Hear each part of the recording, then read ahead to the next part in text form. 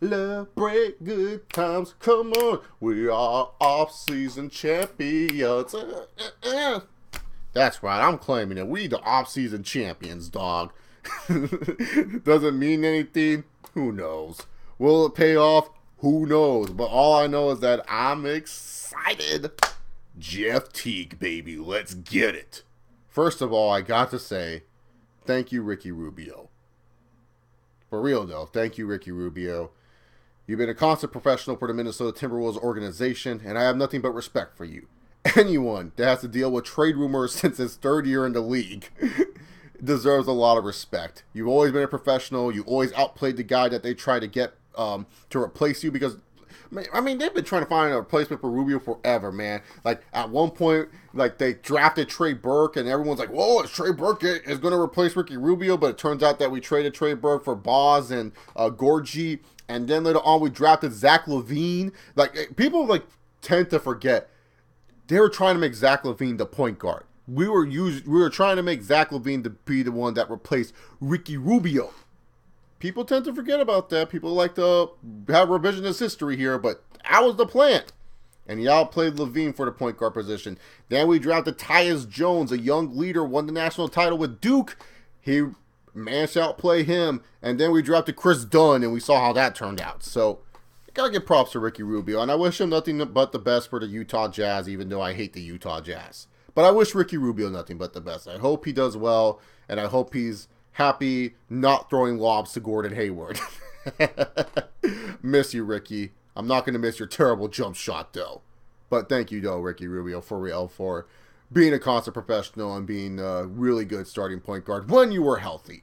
Anyways, it's time to talk about the Timberwolves and them signing Jeff Teague and me breaking down how Tom Thibodeau knows what the hell he's doing. Like most people, and people who aren't Timberwolves fans, by the way, if you guys want to join the Timberwolves bandwagon, yeah, you're good. We want more fans. We want more people talking about us. Just don't act like you know the history. Just admit that you're on the bandwagon. That's all I want to do. That's all I would just want to say. Just admit that you don't know the history. But other than that, if you want to jump on the bandwagon, you're more than welcome to join because we need more people. We need more fans. I'm pretty sure more people are signing in for the Timberwolves bandwagon. If you're a Pacers fan and you miss Paul George already, we got Andrew Wiggins. He's like Paul George, but he doesn't play defense. And if you like Paul George, we got a better version of him in Jimmy Butler. So, jump on the bandwagon. But nonetheless, I'm very happy with the move that the Timberwolves did by signing Jeff Teague. Now, a lot of people, especially those who like to doubt the Timberwolves, which is very reasonable why fans would doubt the Timberwolves. We haven't made the playoffs in 13 years. That's kind of hard to say, but yeah, it's true. We haven't made the playoffs in 13 years, the longest drought in the NBA. I mean, really, to be honest, how can you not blame people for doubting the Timberwolves and stuff like that? But really, to be honest, when I see fans saying, oh, Jeff Teague, really, they didn't get Kyle Lowry? They traded Ricky Rubio, who's a better defender, for Jeff Teague? Why? And I'm sitting here, I'm like, what is... Okay, first of all, do people not understand that Jeff Teague, yes, he will be a primary ball handler for the team, but the main primary ball handler for the Timberwolves will be Jimmy Buckets? And one of the things that people were talking about with Jimmy Buckets in Chicago before he got traded was how him and Dwayne Wade, two primary ball handling shooting guards, were looking for a point guard that can just shoot threes for them because that's all they were looking for because they knew they could handle the ball. I mean, yeah, Jeff Teague, he can handle the ball. He can pass it very well. He is definitely someone that I like as a player. I mean, I'm a big Jeff Teague fan. I'm not like a huge Jeff Teague fan, but I do like what he does on the court. I think he's a really good player that can still improve. It's just that I can't believe some fans are just thinking, oh, really, Jeff Teague? Oh, that's not going to do anything for the Timberwolves. They should have kept Ricky Rubio because he's more of a pure point guard and he can pass. It's like, we're not looking for Jeff Teague to pass. That's what people are not understanding. We have a playmaker in Jimmy Butler. Jeff Teague is a playmaker too, but Jimmy Butler, he's going to be our main playmaker. And a lot of people don't realize this, but Thibodeau was talking about that in his press conference when Derrick Rose went out. He relied on Jimmy Butler, and Jimmy Butler got them 9.8 assists per game. He did. Look up the stats when Derrick Rose got injured and Jimmy Butler was asked to be the point guard for them. He did really good. And I know a lot of people are going to be like, oh, well, how is Jimmy Butler going to be a point guard? Oh, look at James Harden. He was able to be a point guard. So just trust Thibs, all right? Just trust him. I get it. A lot of people have Thibs trust issues for whatever reason. But just trust him. Just trust GM Thibodeau. And I know people are going to say Scott Layden's a GM, but stop fooling yourself. It's Tom Thibodeau. Tom Thibodeau is the GM. Tom Thibodeau is the head coach. He is the president of the basketball operations. Just trust Thibs. He knows what he's doing. I know a lot of people are saying, well, last year wasn't a good season for the Timberwolves. And really, to be honest, that roster wasn't a Thibodeau roster. It wasn't a roster that Thibodeau wanted to build. And now Thibodeau is building his roster. And if he wants to bring in a Paul Millsap too, awesome. But now this leads a question that a lot of fans are having. And they're saying to themselves, well, that's great if you could build a starting five of Jeff Teague, Jimmy Butler, Andrew Wiggins, Paul Millsap, and Karl Anthony Towns. But what about the bench? And I say to myself, and I go and I'm like, huh? And a lot of people always go, oh yeah, well, you have the starting five, but what about the bench? I always say to myself, like, who cares? And I'm being dead serious when I say that. Who cares what our bench looks like? First of all, we should know this. Thibodeau is going to overplay his starters. So really, who cares what their bench looks like? Look at the Washington Wizards. They played pretty freaking well without a bench. And it's not like the Timberwolves are looking to contend this year. I mean, yeah, on paper they look like contenders. I'm pretty sure if you load them up in 2K18 next year, you could win a championship with them. But this year, they're just looking to win, build off winning experience, build a winning culture there, and have it where they make the playoffs. That's all they're planning on doing. I don't know why fans are like expecting a championship this year or something like that. Like, well, look, if they want a championship, I'll do backflips and all this crazy stuff in this world. I'll be crying my eyes out. But the thing is, people got to understand, they're just looking to win. They're just looking to build a winning culture. They are not looking to freaking like win a championship. We know Thibs is going to be playing his starters a lot. But one thing that a lot of people don't give Thibs credit on is this. Thibs knows how to find bench players and get the most out of them too. See Jimmy Butler. See Tony Snell. See, Derrick Rose. Kirk Heinrich. He knows how to get people off the bench and make them do well. Tom Thibodeau has done that throughout his career. Taj Gibson is another guy that I would like to say as well. He's done this with a lot of bench players. And when you look at a lot of the Timberwolves bench players, there are guys who are hard workers.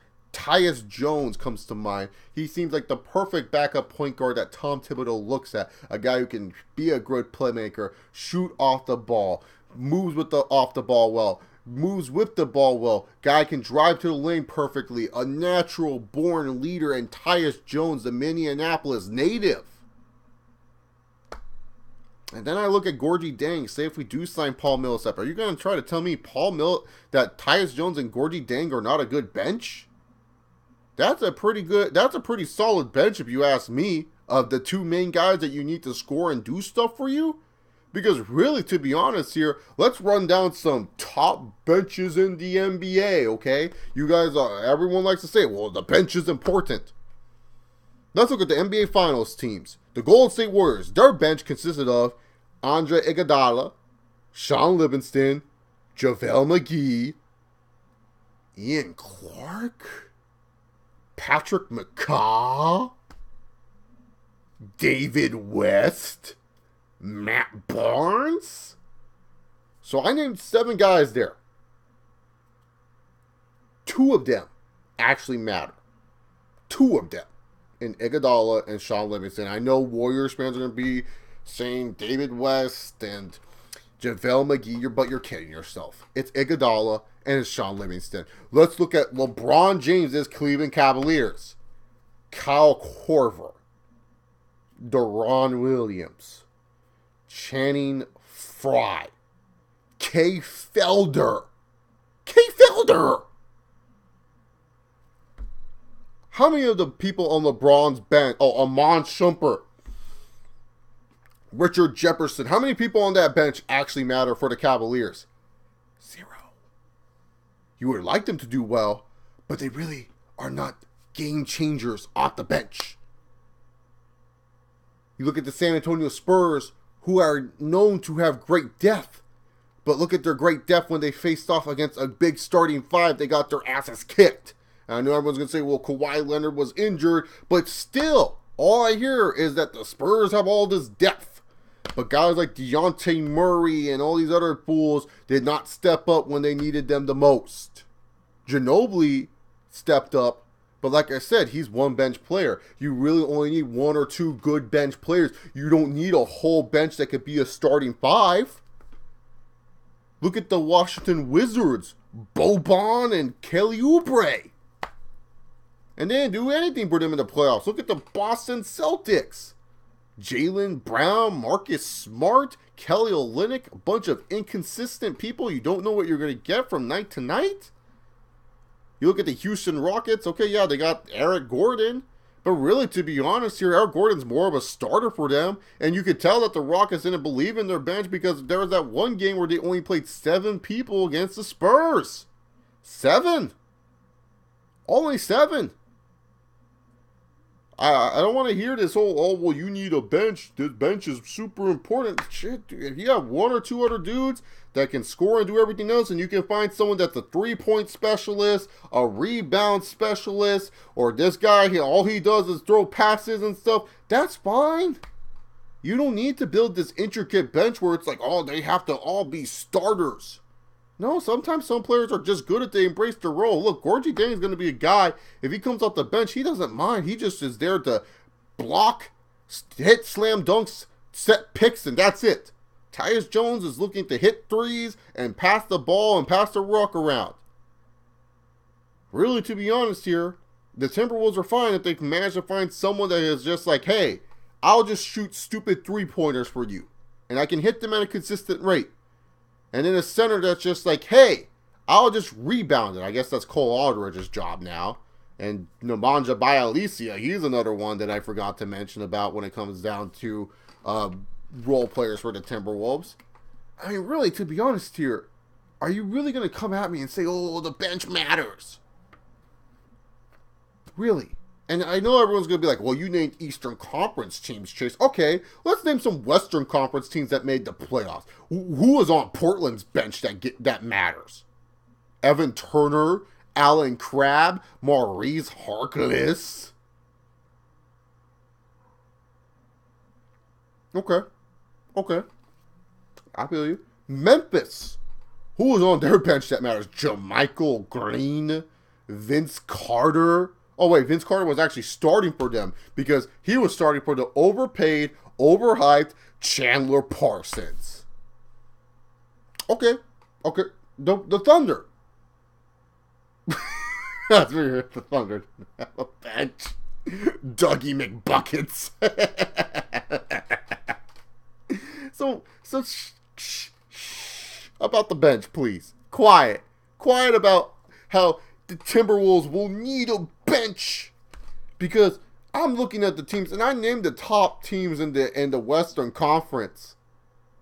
I looked at the Los Angeles Clippers. What bench did they have?